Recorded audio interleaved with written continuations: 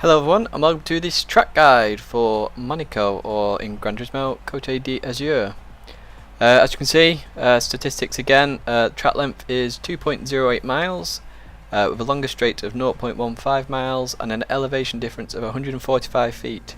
So as you can see there, we've got a big elevation change on the screen, and obviously we don't have long straights, so that sort of gives you a guide to a car setup, which this track is very dependent on. So as usual, we'll look at just the lines, and then we'll go into a flying lap, and then the pit strategy. So the lap guide. What you're going to do is you are going to cross the line as per usual, and then your first braking points for Sandevot are these shadows here. They don't change, or this zebra crossing here. Depending on the car is what you're going to use.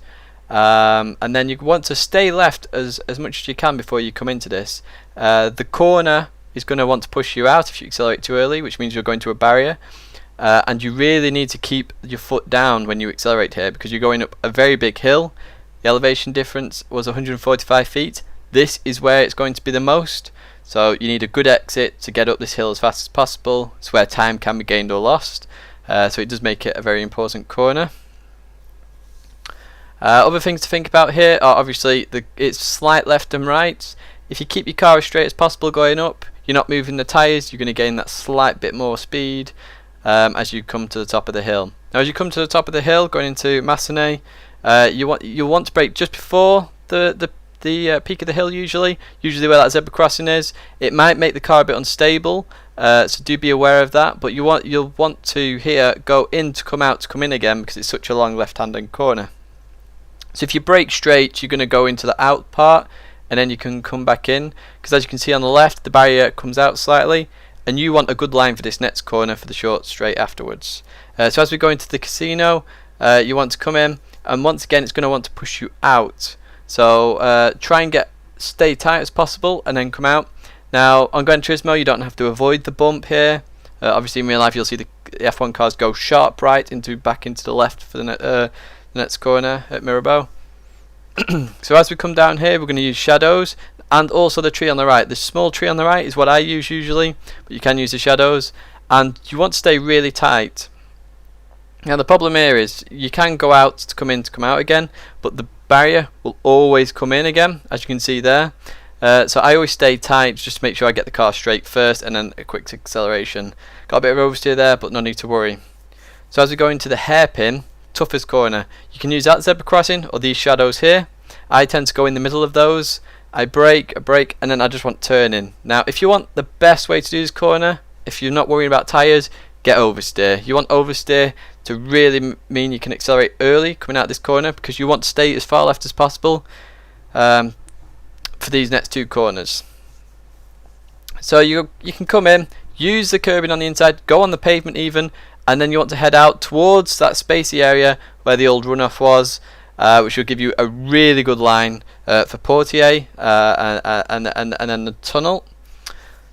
So as you come in, obviously you want to stay tight, and then you don't want to hit the barrier. If you hit the barrier, you're going to lose speed all the way through the tunnel, so make sure you're not going to hit it. Come off the accelerator slightly and then accelerate.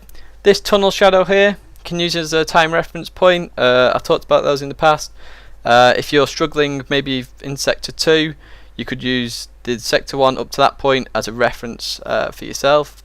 So in the tunnel, you want to stay left to come through right. If you've got a more grippy car where you're not going to lose much speed, you can just stay to the right. It really depends what car you're in.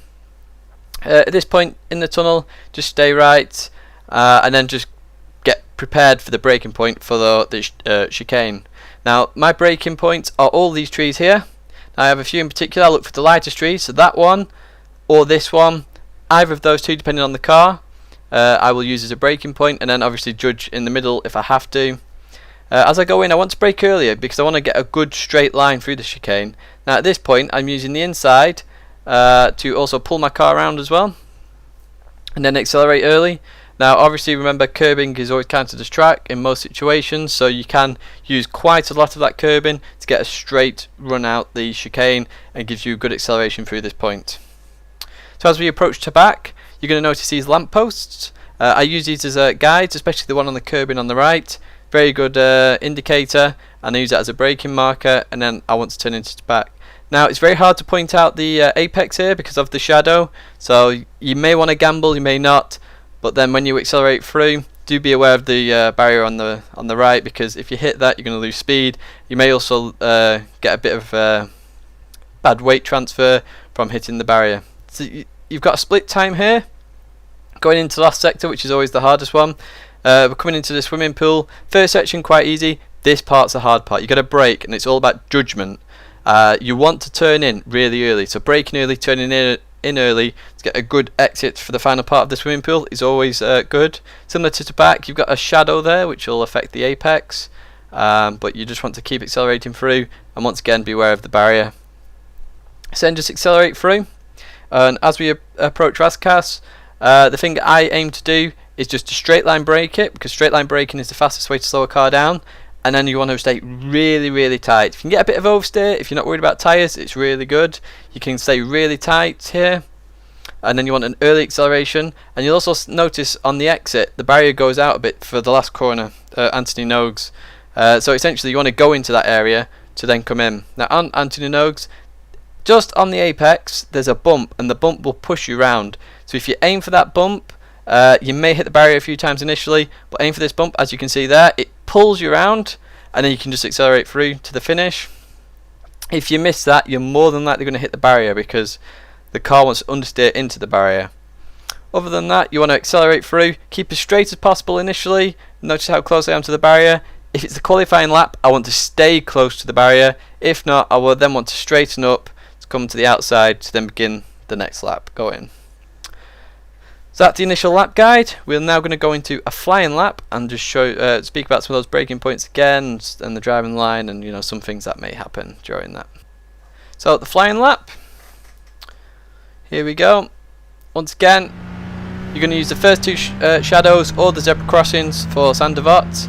I use the second shadow here for this particular car. In the F1, I used the zebra crossing, and then I'm going to accelerate all the way up the hill. I want a good exit. Don't hit the barrier. Make sure I maintain as much speed as I can going up the hill, because obviously it's a lot of time gained if you can gain that extra bit of mile an hour.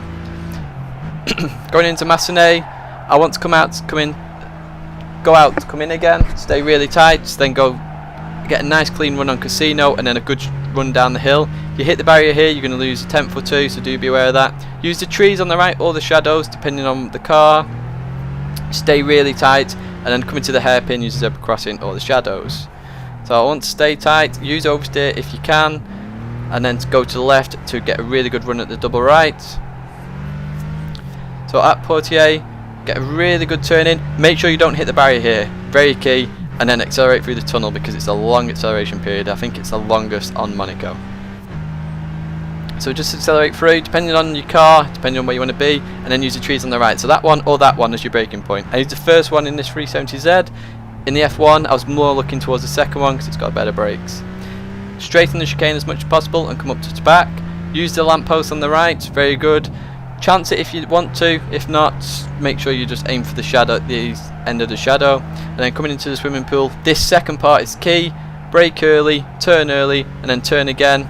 Avoid hitting the barrier, and then accelerate through. And then coming into Raskas, straight line brake. I didn't do it there, should have done. That's, as you can see there, I went a bit wider. That was because of that. And then finally Anthony Nogues, use the bump on the inside, look at the extra turn I get, and then accelerate through. That is a quick flying lap in the Nissan 370Z around Monaco. So as usual, we then go into a pit lane guide. And what we'll do is we'll just look at the time it takes in the pits. Obviously it's not that long, so the timer starts there because we are now in the pits. Obviously, depending on fuel will depend on this. This is just a quick tyre change. It's not a long straight, so it's not as a problem to pit on Monaco. So this is quite key in a strategy. If you had it, just look behind the car, pit, maybe do an extra pit stop, get the extra time, get the extra use of tyres, may undercut the person. That's essentially the track guide of Monaco. It should be of use to everybody. And as you can see, we're going to exit, and it's very quick pit stop, and we're going to get a pit stop of 33.2. Thank you very much.